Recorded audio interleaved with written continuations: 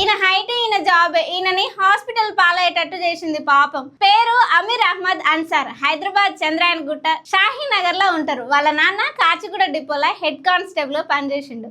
అయితే వాళ్ళ నాన్న పానం బాలేక 2021లో చనిపోతే కారుణ్య నియామకం కింద ఇంటర్ పూర్తి చేసిన అన్సర్కి మెహదీపట్నం డిపోలో కండక్టర్ ఉద్యోగం ఇచ్చారు.